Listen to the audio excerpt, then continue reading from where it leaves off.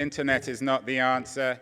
And of course, the response to that is, what is the question? We've heard the question articulated a lot this morning in different forms. I'm not sure if anyone's specifically identified it. Philip Zelikow got closest to it, I think, in his opening remarks on the excellent first panel. So Zelikow said, a number of other people have said, that we're shifting. We're shifting from a 20th century mass market, top-down, industrial economy dominated by firms with a strong state, what we might think of as the Great Society, to something else. The great shift began in the late 80s, and it's no coincidence that that shift took place at the same time as Tim Berners-Lee invented the World Wide Web in 1989. The replacement system, this new world, this new society that Zelikow identifies, many others, Thomas Friedman, everyone's getting it. Something different is happening, something profoundly different. Zelikow says it's equivalent to the Industrial Revolution of the late 19th century. Bryn Johnson and McAfee from MIT talk about the Second Industrial Revolution. However we identify it, something profound is changing. The very nature of society, its shape, above all else, its economics. Now, what we've heard this morning from a number of different people in different ways is that the answer to this new world is the internet. The new operating system should be this P2P sharing economy. The new operating system should be managed by companies like Google and Amazon and Uber and TaskRabbit. The implicit idea is as the state withdraws, as the great society fizzles out, so the internet becomes that operating system.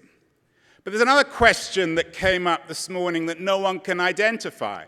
Zelikow again brought it up. So did the lady from the big union. Just as this new world, this new economy is coming into being, so something else is taking place in parallel, simultaneously, and it's no accident. What we're seeing over the last 25 years is more and more dramatic cultural and, above all else, economic inequality. You know that more than I do. I'm from Silicon Valley. I'm from the place where all the money is. You're in Detroit, the place where there isn't a lot of money, although things seem to be getting a little better.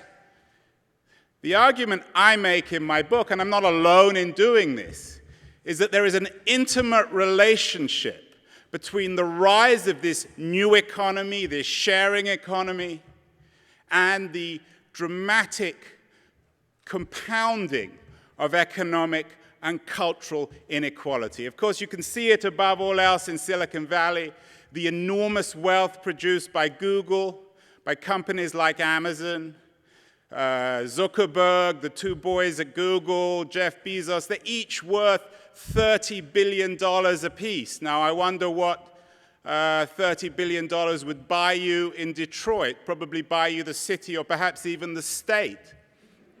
You laugh, but it's not funny, at least from Detroit's point of view. Maybe Jack Dorsey will buy Michigan. Maybe he'll make the offer in his speech afterwards. The problem, above all else, is not that Silicon Valley is bad or that the P2P economy is bad, but there's a fundamental misunderstanding. You saw it with the woman from TaskRabbit. You saw it from Indiegogo. As the state withdraws, there is this illusion, this delusion, this great arrogance in Silicon Valley that one can be rich and good at the same time.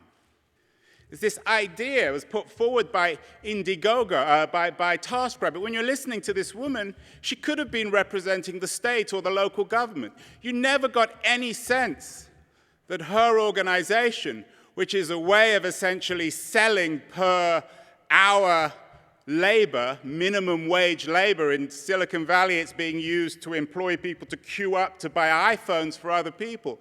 You never get the impression that this is a for-profit company. The problem then is that as we have this political and economic and cultural void, as we have these passing of these two ships, as we have a profound structural shift in the nature of our economy and society, these people are promising that they will replace the state, that they will be good, that they will be equitable. And of course they're not. They're for profit. Uber is for profit. It's worth $19 billion. Airbnb is for profit. It's worth $10 billion. And it's not surprising that they're not taking responsibility for the world they're creating. The lady from TaskRabbit complained that she couldn't get insurance. Why should she? There's no obligation for insurance companies to provide her with it. If the economic model doesn't work, then there's no reason to give insurance. The same is true across the board. The problem, of course, and the real answer, is to rebuild the state, to rebuild civic identity, to understand that a company like Google, which has branded itself as a public utility, is an enormously powerful, increasingly monopolistic company. That companies like Google and Facebook are actually turning all of us into free data workers. This economy doesn't work. It's decimated the cultural industries. It's decimated music and movies and the book industries. And there's no replacement. The money is going to companies like Google. So, for example, we are all on Facebook, we're all on Google, but we're free data factory workers. The factories have been turned inside out. Yesterday, I went to see the Ford factory. That was a 20th century factory where workers went and were paid to produce physical things. But we're all working now in what Mike Moritz of Sequoia Capital calls data factories. Places where every time we make a search on Google or any time we enter something on Facebook, we're providing value.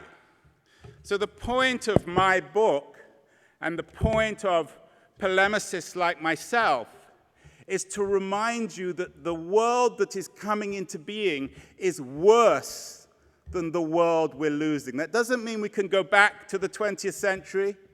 It doesn't mean we can return to the security of employment or the centrality of the state or the role of taxation or the idea of civic responsibility. But what we're seeing in the early stages, and they are early stages, the internet could be the answer. There's nothing inevitable about it failing. But so far, 25 years in, it's an epic fail. In fact, in my book, I call it an epic fucking fail, because that's what it is. Huge wealth shifting to Silicon Valley. No real civic responsibility. The replacement of the old economy by networks like TaskRabbit. And in economic terms, of course, what the free economy really is a surveillance economy. I was disappointed in the big data panel, which was interesting if you're a data nerd. But what these guys didn't remind you of is that the data economy is a surveillance economy. Every time we use Google or Facebook, what are we doing? We are telling these companies about ourselves, our movements, our promises. What the guys in the transportation panel didn't remind you is that the self-driving car is another way of getting our data. That's why Google have invested in it, not because they're interested in the public good, no more or less than Ford, because they can profit from data. So the thing that we need to bear in mind and critically evaluate more than anything else is, do we all want to become data serfs in this new surveillance economy? Everyone's watching us. It's not just the NSA, but the very nature of the business model of these companies. And I would include most of the companies in the sharing economy, because most of these services are free, is that we become the product. We are dressed up. We are packaged. So these are things to bear in mind. I don't know how much time. David, I don't know if I have a clock. Am I done? Well, yeah, you can wrap it up, but yeah. I was just getting going. I noticed.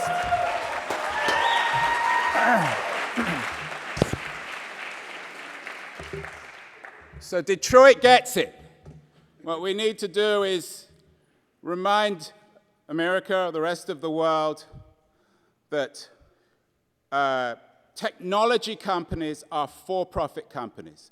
Don't allow them to present their companies as public good, as public utilities. They're not. They're for-profit. That's not a bad thing, but they're lying when they say that they're improving the world. They have no interest in improving the world. Their only interest is improving themselves. Thank you.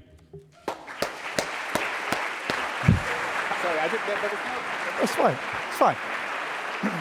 Well,